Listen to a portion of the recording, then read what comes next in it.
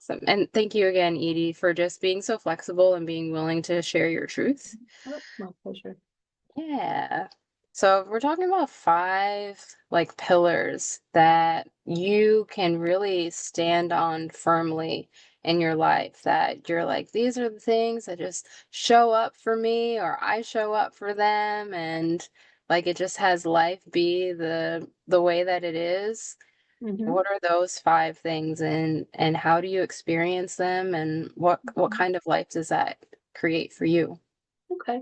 I would say that the first one is relationship, Yeah. connecting heart to heart with the people in my life, with the God of my understanding. I consider myself spiritual, but not religious.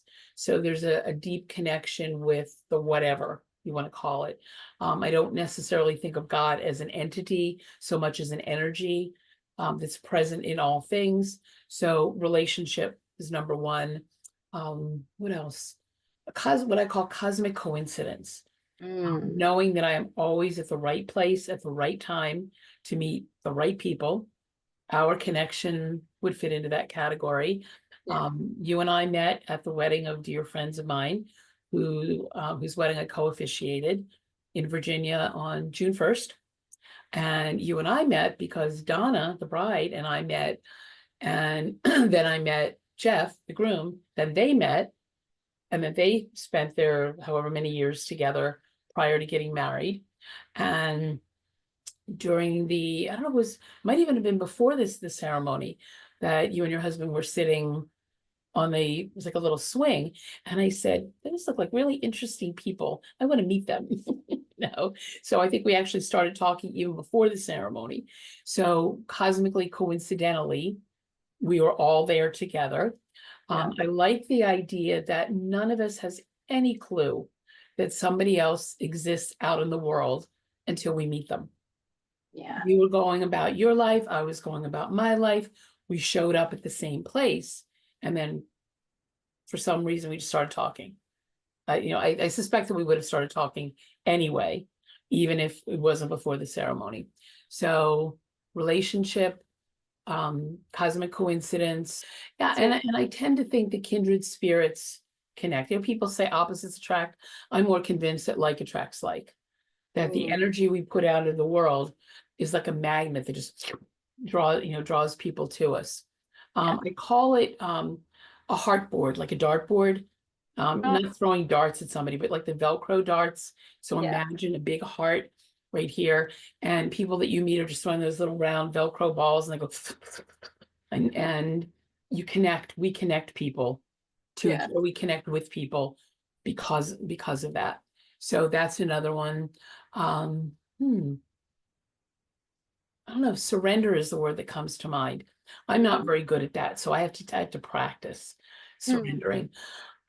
If something isn't going the way I think it should, I've learned to do what I call the Nestea plunge. I don't know if you remember those commercials back in, I don't know, the 80s, 70s, 80s. You might be a little too young for that, but you know what Nestea is, right? The iced tea. So there yeah. was a series of commercials where somebody would fall backwards into a pool and they'd be Mm, doing the Nestea plunge. So I call when I surrender to what is, even if I don't like it, I'm doing an ST plunge. I'm trusting that I'm going to be safely caught and held and yeah. float. I could swim. I used to be a lifeguard, so I know how to swim. Wow. So surrender, the serenity prayer. You're familiar with Yeah. that, right? So that, for those who may not be, it's kind of the core of 12-step recovery. God grant me the serenity to accept the things I cannot change, the courage to change the things I can, and the wisdom to know the difference. All well and good, but what I want to do is change the things I can't accept. And that's Ooh. hard. That's really hard because I can't accept that people deliberately hurt each other. Yeah. I don't want to accept that. I Yeah. can't accept that hatred is okay. Can't accept that. Yeah. So I'm a social justice activist. So I'm out there in the world putting legs under my beliefs. So how many is that? Is that three or four? Um, the other is setting intention. Every Yeah. day I do this really cool ritual that I'll share with your viewers. In the shower, I start out by saying I let go of anger judgment, what else? Hatred, fear, disgust, disdain, guilt, shame, and blame, and anything from my past that I can't go back and change, and Yeah. anything that I've done that's caused other people pain. I let go of worry, fear, despair, all of the stuff that weighs me down that I don't want to be dealing with. And I let it go and it goes down the drain. And then the second half of the shower is I call in love, peace, healing, bliss, blessings, goodness, kindness, caring, abundance, prosperity, ease, flow, and grace, all the miracles, magic, all the things that I want. So this by the second half, I feel lighter, right? Wow. The first half, I'm feeling like, oh my God, this is so heavy. I need to let it go. So by the end of the shower, I'm cleansed physically and mentally, psychologically, spiritually, emotionally, every which way. And then afterwards, I just kind of go, let go, right? Ooh, yeah. And during the day, if things start feeling like they're weighing me down again, I do the whole ritual again in my head. Mm, I don't get back in the shower, but I do it wherever I am, because my primary work is as a psychotherapist. I'm a licensed social worker. So I spend my working day holding space for people who are in pain, who are yeah. trauma survivors, who are depressed, who are struggling. And I need to let go of the idea that I'm supposed to have all the answers for them. And I even Mm, tell them that. I said, I do have a magic wand over there, my little space here. And I said, if I could wave a magic wand, I could take away the pain, but I can't. mm, And that's not my job, and it's hard. And I'm a recovering codependent. So I've had mm, to learn not to practice what I call savior behavior, that I need to let other people go through whatever they're going through. And I can be a companion, I mhm. can journey with them, but I can't take the pain away.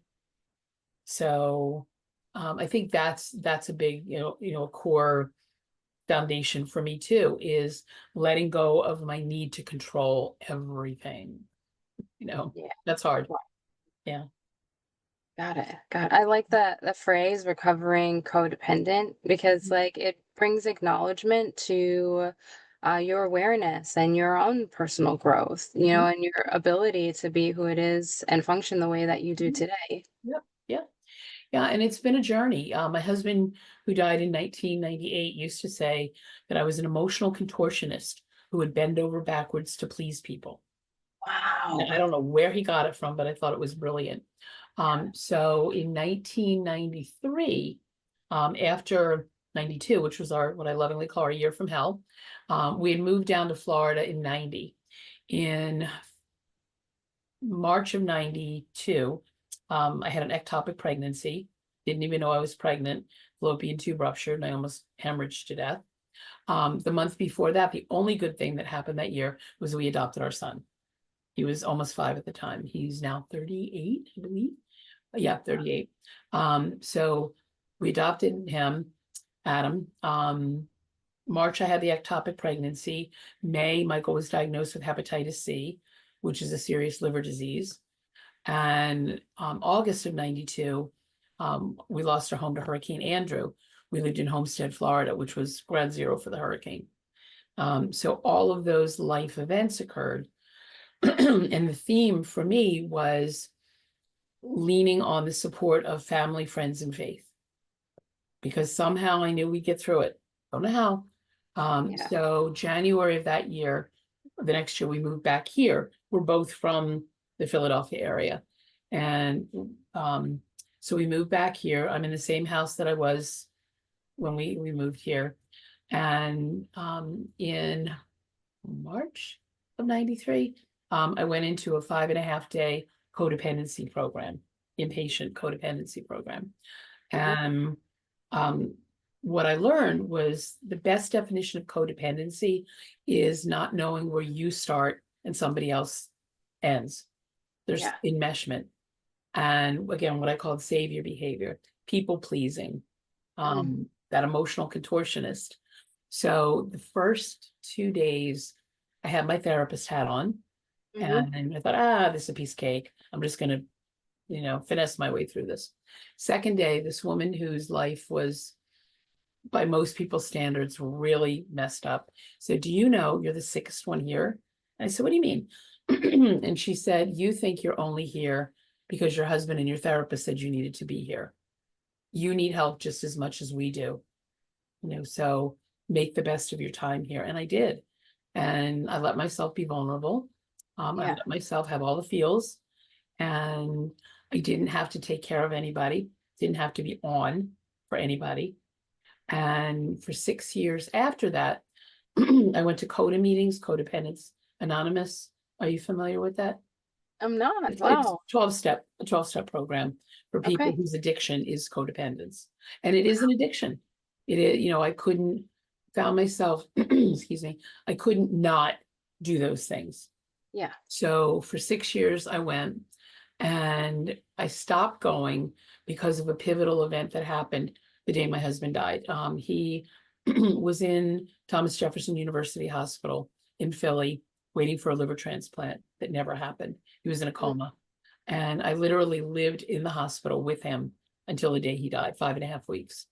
And the day he died, I came home. My parents had come up from Florida to be with me. And the phone rang, and I had a landline. I'm pointing because that's the kitchen over there, the landline. And it rang, and I picked up the phone, and it was this young man who had been asking me for 6 years, going to meetings, if I'd be his sponsor. And the first time he asked me, I said, you need a man to be your sponsor. And secondly, I'm in recovery too. I am not taking anybody on, can't. And he called that day and he asked me again. I said, not only can I not be your sponsor, I can't even talk to you right now. My husband just died. But, and I said, I'm hanging up. Click. And there was such a sense in the midst of my grief of exhilaration because I said Mm. no to somebody. And the floor didn't Oh. swallow me up, and lightning didn't come crashing down. So I stopped going to meetings for quite a while. And then maybe 2 or 3 years ago, Mhm. I was on the website for coda.org, because I was recommending it to a client. And I went through the patterns and characteristics of codependence. And I went, oh, uh-oh, I'm doing this one and this one and this one. Time to get back to a meeting. So I called a friend who's in recovery. I said, will you go to a CODA meeting with me? She said, absolutely. And she's a therapist too. Um, and it was a very small meeting. There might have been 5 of us. And there was this young woman there who was in major need of support. So what you do in 12-step meetings is you exchange phone numbers if you're open to people calling you. So Mhm. either that night or the next day, she called me and she starts going on and on about what's going on in her life. And I said, I'm willing to be a support to someone else in recovery, but it sounds like you're asking me to be your therapist. Can't do it. So once again, I met the challenge. I met the moment and said, not gonna do this.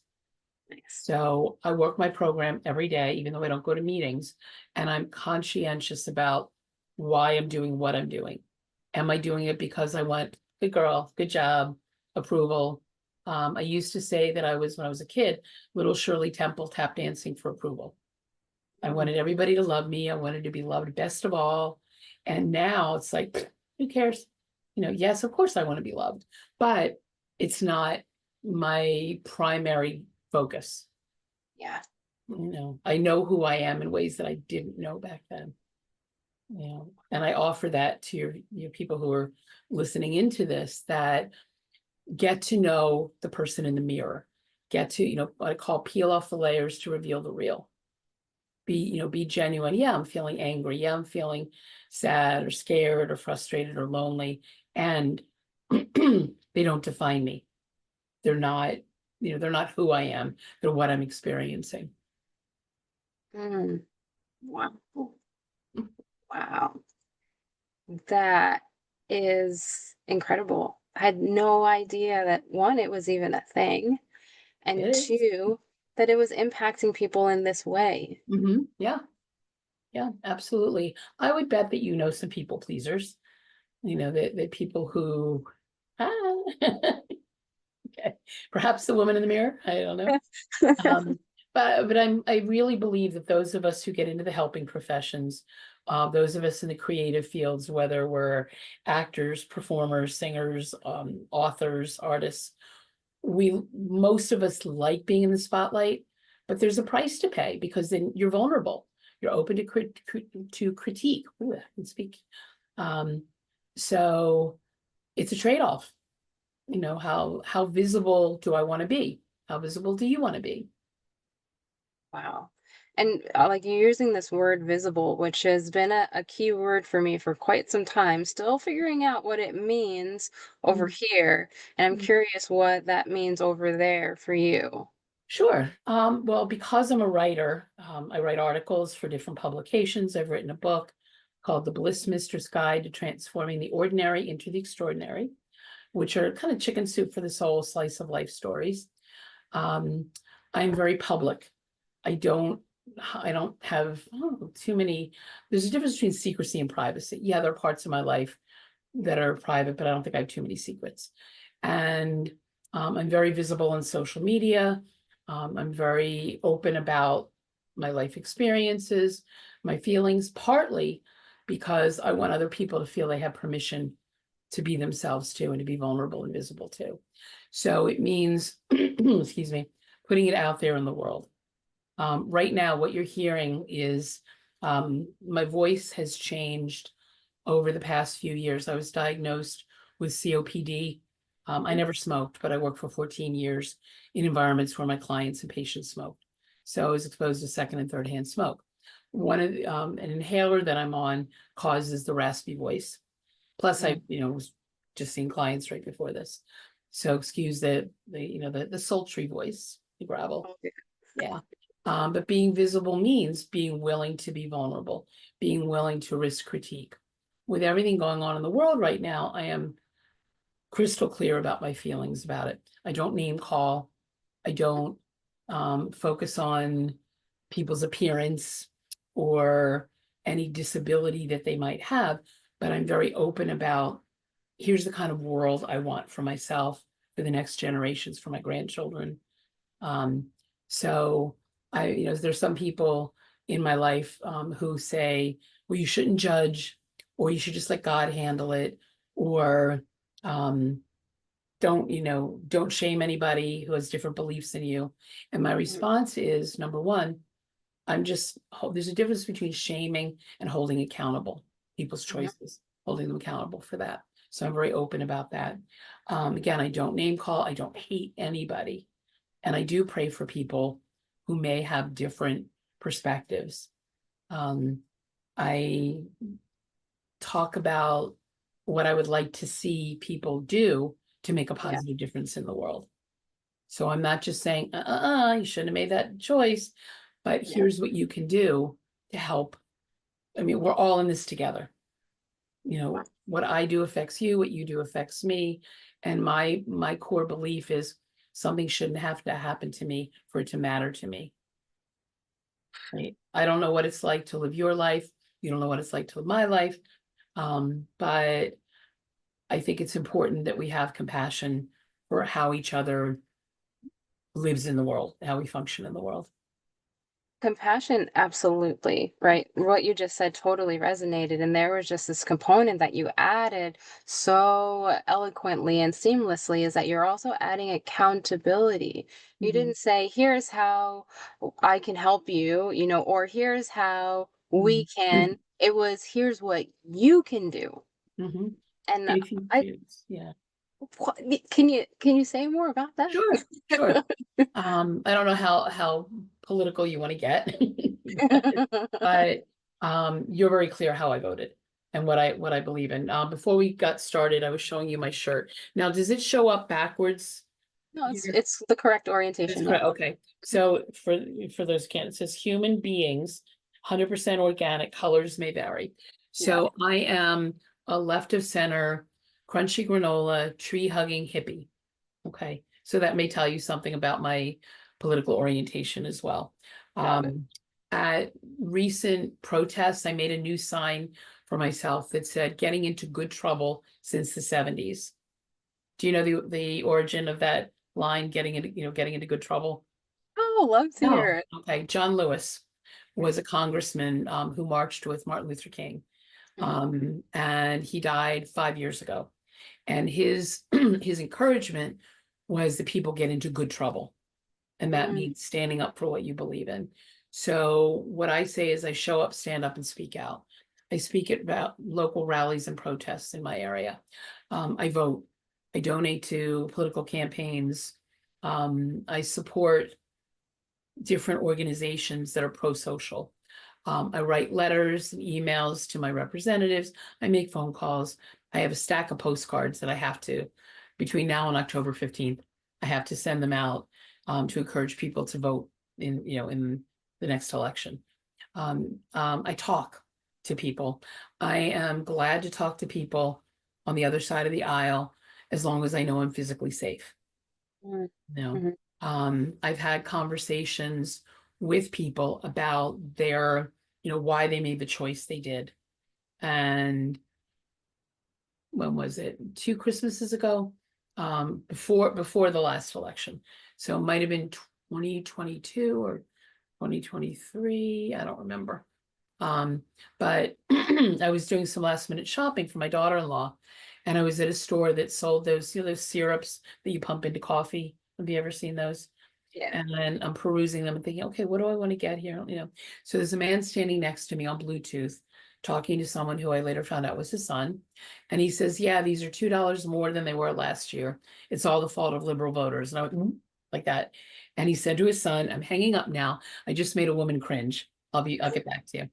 So I said, I am one of those liberal voters. And I told him crunchy granola hippie, the thing that I just said to you.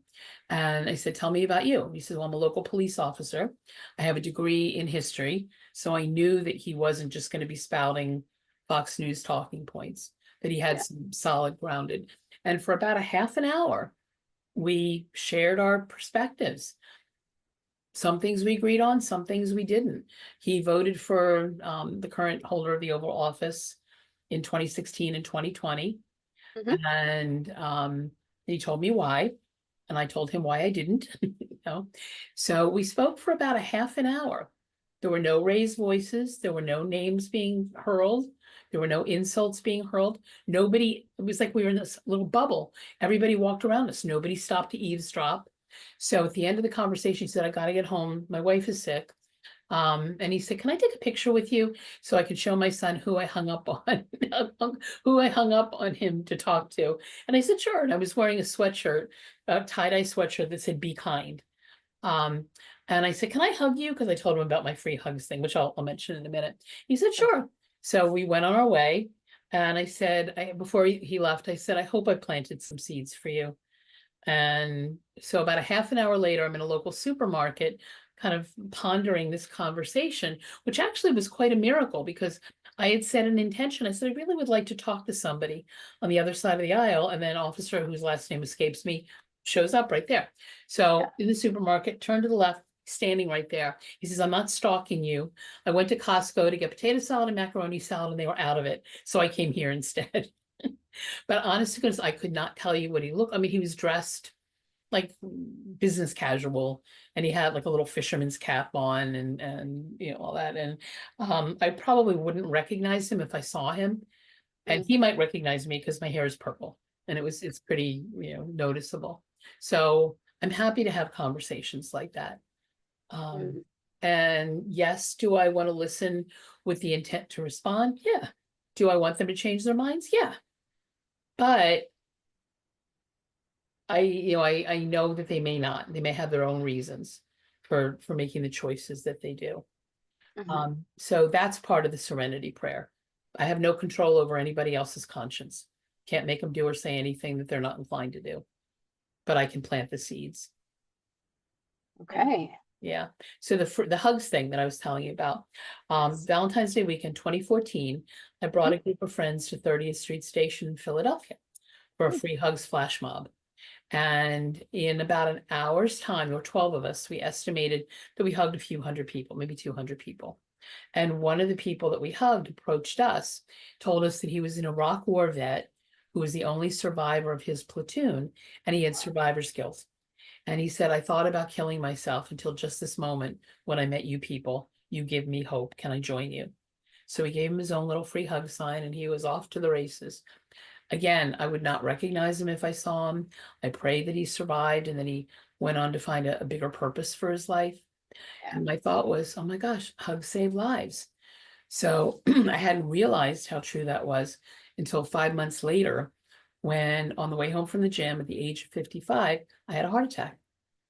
And workaholic, codependent that I was, I drove myself to the hospital, didn't call 911.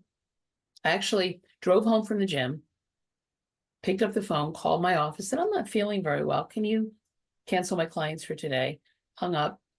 I could have called 911, but I said, I got back in the car, drove myself to the hospital about 10 minutes away, Yeah. stumbled through the door and said, I think I'm having a heart attack.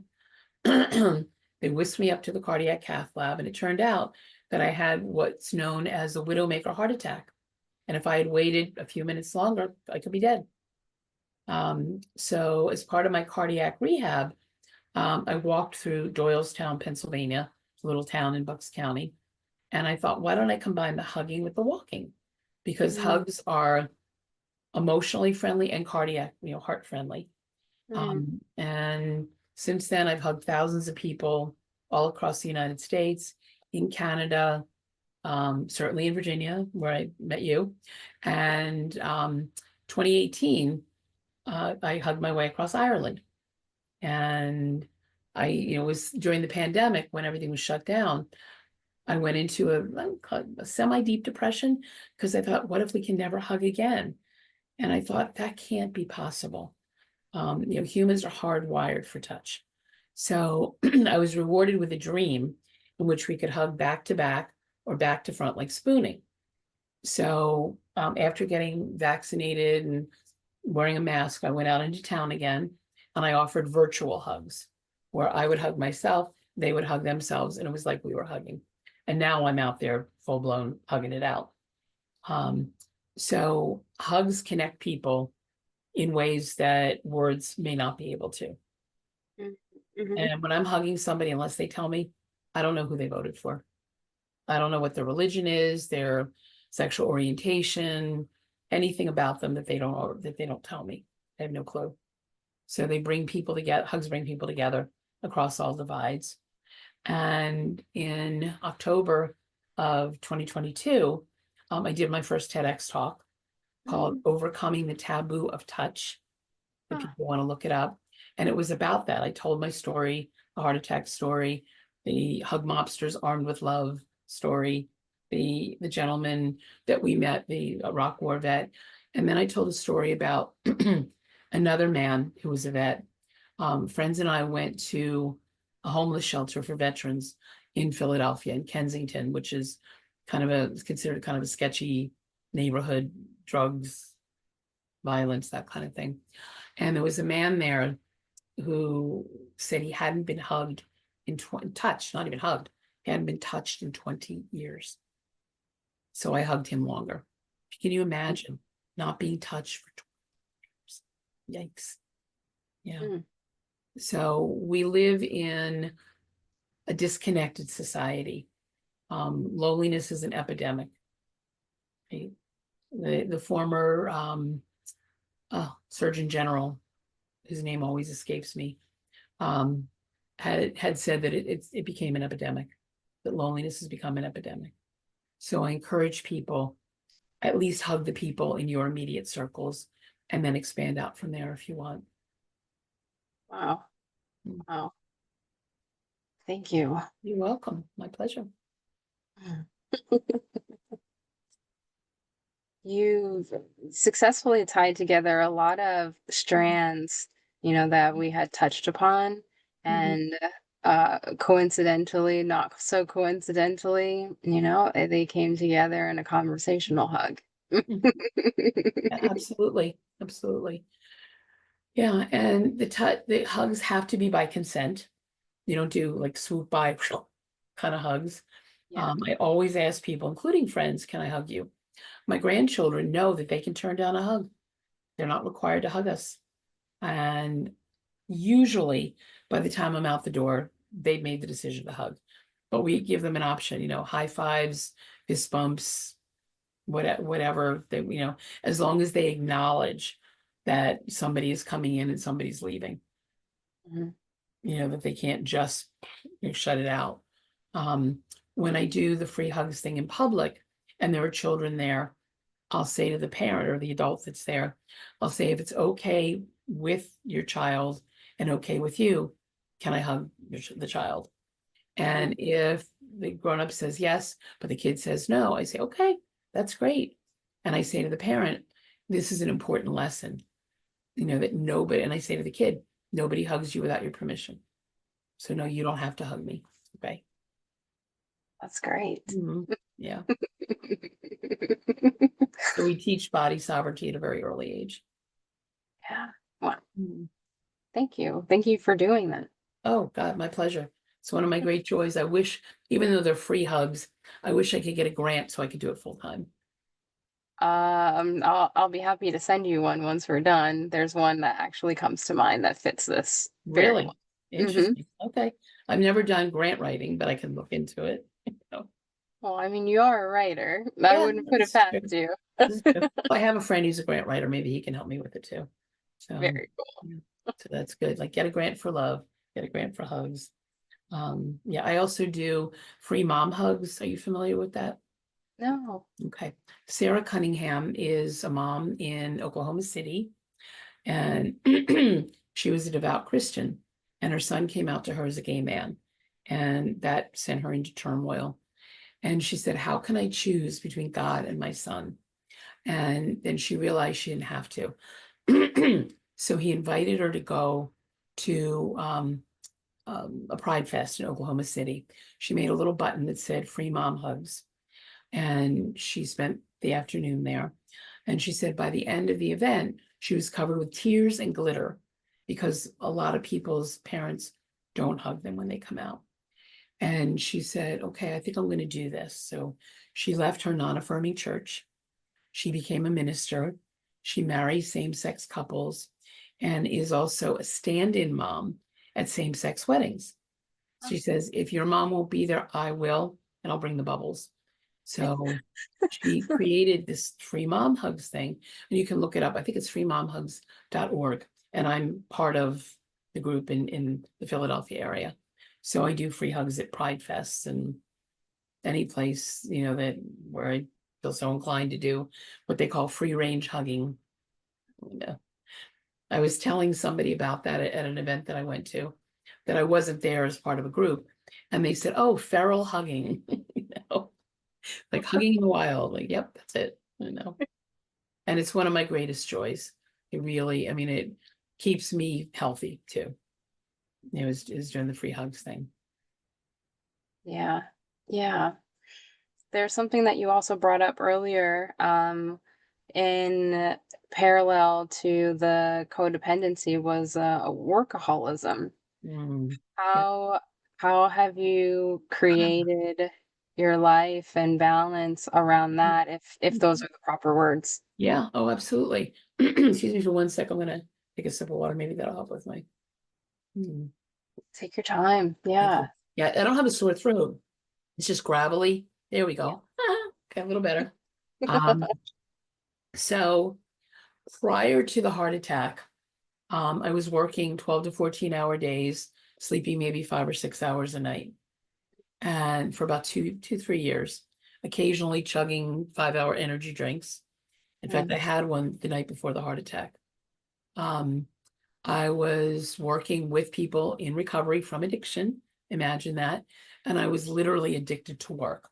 It wasn't just a good work ethic. It was, I couldn't not work. I felt like I had to be doing something purposeful, meaningful. I chose a profession as a social worker where I'm taking care of other people. I was the go-to person with just about everybody in my life, and it was literally killing me. What I say about that day was the woman that I was died that day to give birth to the one who's talking to you now, and she had to die because she was killing me. Right? So when I was in the hospital after the stent was inserted, two friends came to see me, and the woman in the couple said, I demand to speak with your social worker. They need to know what your lifestyle is like. And I'm going to tell them that you can't go back to work for 2 weeks because I wanted to go back to work in a week. And Phil, her husband, said, and he was from, I forget what borough of New York, but he leaned over my bed. He says, "You go back to work next week, I come over and break both your legs." And I believed him. Um, my boss said, "We're not going to let you in the door. We will take care of your clients. You're not coming in until, for at least 2 weeks." So I found myself lying on the sofa in the living room, watching the ceiling fan spin. And I called a friend who had had a heart attack, I think, like 8 months before that. Hmm.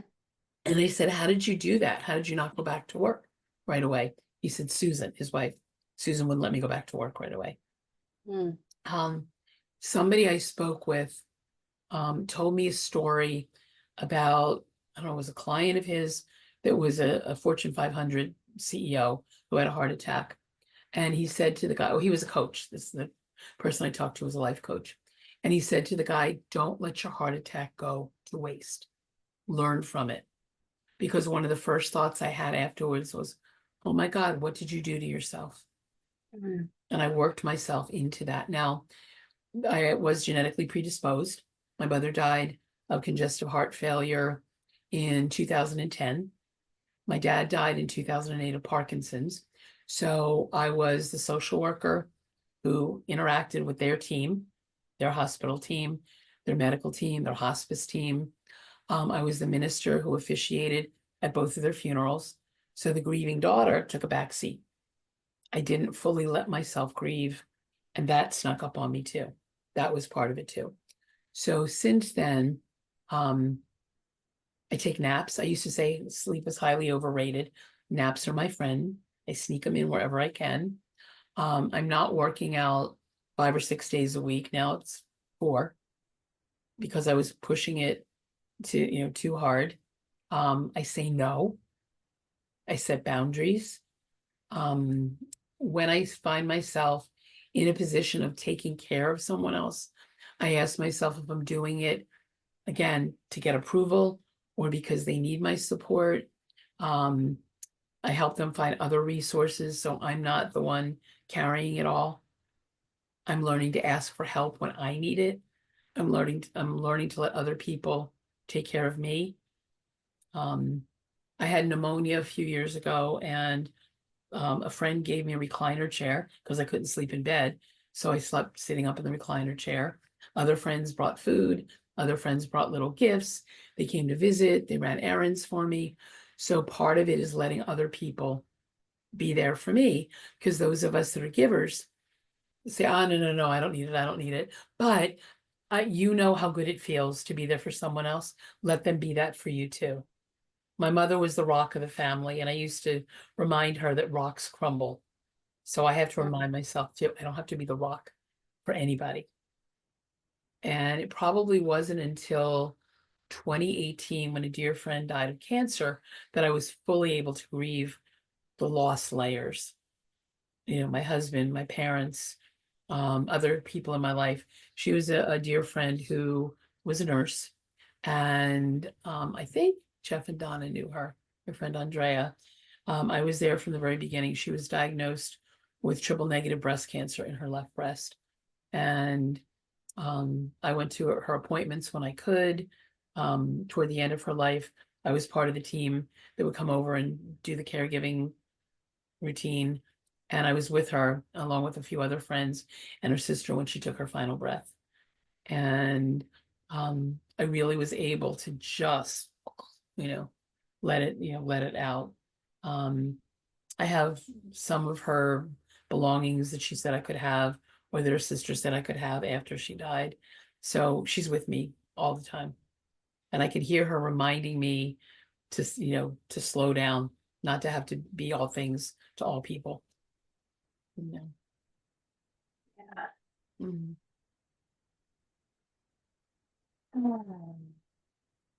Thank you for grounding your experience in a way so that for people, it doesn't have to be like a fantasy. Mhm. Like it's actually like a real achievable thing. Yeah, yep. And is my life perfect? No. Whose is? But every day I do a gratitude checklist. You know, in the morning when I get up and when I go to bed, I have a bedtime routine where I say prayers. I was raised Jewish, so there's a signature prayer called the Shema, which we say that kind of seals the day. And then I ask for blessings for everybody I know and love, everybody they know and love, everybody they know, and so on and so on. And then I do the particular, asking the angels and the ancestors to look over particular people that I name. And I express gratitude for all the blessings in my life. And if I forget, if I feel grumpy during the day, I'll say, okay, what are you grateful for? Pick 3 things that you're grateful for. So that's helpful. And then I do the shower routine that I mentioned earlier. And what else? Music. I listen to music a lot. My favorite radio station that anybody can access anywhere in the world is called WXPN. It's a member-supported station in Philadelphia out of the University of Pennsylvania. And it's xpn.org. Every kind of music imaginable. So I listen to music. I listen to podcasts. I write. I spend time in nature. I spend time with kindred spirits. Spend time with my son and daughter-in-law and grandchildren. What else? I find pockets of joy. I think I told you that at Jeff and Donna's wedding, that I thanked them for getting married so we could all experience joy together. Yeah. It's amazing. Yep. There is a writer named Audre Lorde, AudreLorde, who coined the phrase, joy is an act of resistance. So, resistance meaning standing up for your values, standing up for a healed world. So every time I experience joy, I'm adding to that because it's exhausting. Being a human is exhausting. But being a human who's a caregiver, who's a coach, who's an activist can be exhausting. So we need to fill back up with joy, and find, this is a pocket of joy right here that we're getting to do this. Sure is. Yep. So find what brings you joy. Got it. So these are the pillars that you stand on. Yeah, I lost track. I think I probably told you more than 5, but no. I think 5 might be hugs. Okay. Yeah, definitely hugs. And if you're going to hug somebody, do your best to do heart to heart, like left side to left side, at least 20 seconds. And you could do more if you want. Again, it's recharging your batteries. And let yourself, there are lots of ways to do it. What's really fun is being a receiver, like just putting your arms to your side and let someone hug you. That's one way to do it. The heart to heart hugs, I don't even know how, there are tons of different ways at whatever comfort level you have. My other rule is I'm always the last one to let go. I let that person decide when to let go. That's cool. Yeah. Yep. I've learned a lot being Me with too. you. Me too. I never know what I'm going to talk about. It just comes out. My mother told me that I started my first words, I think, were at 6 months. And she said, you haven't stopped since. So even when I have a raspy throat, I still talk. And, I'm not anywhere near ready for retirement. As long as I can think, speak, type, I'm going to continue to be a therapist. I just got a book that I want to share with you. I don't know if you can see it. It's called Hour of the Heart. And it was written by a psychiatrist named Irvin Yalom, Yalom, that a friend told me about. He is 94. I think he's completely retired now. He might have worked until he was 92. And toward the end of his career as a psychiatrist, he would only see one client a day and only for one session. He would kind of jumpstart them and then refer them to somebody else because he was noticing he didn't have the retention, the memory to be able to be, in continuity with someone's issues week to week. So I admire his integrity with that. The other thing that I haven't gotten to that part yet, but my friend Peggy had told me about, and we did this exercise. She said there was something in there about if you knew you would never see someone again, what would you want to say to them? Mm. So we did that exercise, and Peggy and I had worked together at a psychiatric hospital a number of years ago, and we recognized each other as kindred spirits right away. So every couple months we'll meet at a little cafe in her part of Philadelphia. And she said that. So I've started doing that with people in my life because you never know, right? We don't know. The world is so unpredictable that we Yeah. don't know when the last time we see somebody will be the last time we see somebody. So don't Yeah. miss the opportunity to say what you need to say, right? And live so as not to have any regrets about, oh, I wish I had told them what they meant to me or how much I appreciated this thing that they did. So I Yeah. encourage people, do that with the people in your lives. It's particularly hard if you're angry with people. If you've got family members or friends that you're butting heads with, find something to be grateful for about the relationship. Yeah. Yeah.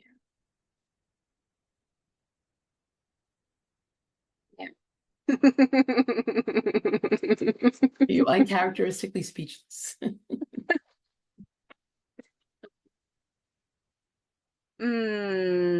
Yep. Okay. Okay. Is there anything else you want to know? You want to ask? And permission to ask you even if it comes up to me at a later time. Yeah, yeah, absolutely. This has Absolutely. been a fantastic dialogue. Yeah. Thank you. Yeah, and if people want to reach me, it's www.opti-mystical, mystical.com. And where that name came from was either in a dream or a meditation where the words came to me. You're not just an optimist, you're an optimistic who sees the world through the eyes of possibility. So I encourage people to be optimistics because you never know, right? And you remind yourself that I call it the if not for, even the sucky things that happen in your life, if not for 1992 and the things that happened that year, um, I might not be where I am right now. If not for the deaths of my parents, the death of my husband, the death of my friend Andrea, we are another real quick thing. We are a repository of our experiences. There's a movie that I've been recommending to everybody that came out, I think in early June, called The Life of Chuck. If you haven't seen it, check it out. It's Okay. based on a novella, excuse me, water, Mm-hmm. based on a novella by Stephen King. Okay. And the movie's in three parts. And it's like three acts, like in a play. First act, which is act three, you see somebody lying in bed dying, and then the world seems to be ending. All of the environmental crises, everything we're experiencing now is happening. And at the end of the world, you see toward as things are developing or devolving, you see messages that say, Charles Krantz, 39 great years, thanks, Chuck. And it Mm. shows up in skywriting, in billboards, on a bus stop bench. And when everything is blinking out, you see images of a man in like iridescent green in windows. And you're thinking, who the heck is Charles Krantz? What is that? And Mhm. then everything switches off. Act two, you see a man walking down the street at a in a little at a town where he's speaking at an accounting conference, and he comes across this busker playing drums on the street, and you see him dancing, and you wonder what the heck is this guy who looks like an accountant, who is an accountant? How did he learn to dance like that? And then you see act one, where you see him as a child who's experienced a major trauma and is raised by his grandparents. His grandfather is played by Mark Hamill, Luke Mm, Skywalker. His mm, grandmother is played by Mia Sara. Have you ever seen Ferris Bueller's Day Off? Did you ever mhm. see it? Sloane, the girlfriend, is now a grandmother.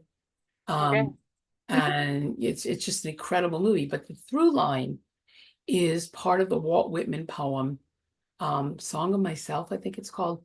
And the line is, I contain multitudes. Mm, So I encourage people to ask themselves, what does that mean to you? I contain multitudes. So what would that mean to you? mm. Well, as you were talking about the different pillars, it felt like you were sharing like different gradients of your experience, and I could feel a reflection of that within myself, Yeah. like how I'm Mhm. relating to you. And I feel like even just in that, there's like, dimensions to that. Oh yeah, I'm experiencing myself in reflection. I'm experiencing myself as myself. I'm experiencing myself witnessing myself. Like there's Yeah, so much. yeah, yeah. And the I contain multitudes is I'm not just this. I'm all of these things. I'm not just one aspect. I have multiple aspects. And just like I was saying, is that we are um all encompassing of every experience we've ever had, every person that's crossed our path for good, better, or worse, whatever, you know, but so I encourage everybody, go see the movie. It just was absolutely incredible. You can look up the trailer, The Life of Chuck, and you can see the dance scene. That's my favorite, is when he's dancing on the street. It's very cool. Okay. Very, very cool. So I have Thank enjoyed you. this tremendously. I'm glad grateful for the marvels of modern technology. I think a few hours from each other, so this is nice. Yeah, yeah. Mhm. Thank you, Edie. Thank you for being here and sharing yourself. My pleasure. My pleasure. Thank you. Thanks for the opportunity. And I should have been drinking water at the beginning because my voice is a little better. So I hope it's not too raspy when you do the editing. So thank you. It's all good and perfect. I'm just gonna stop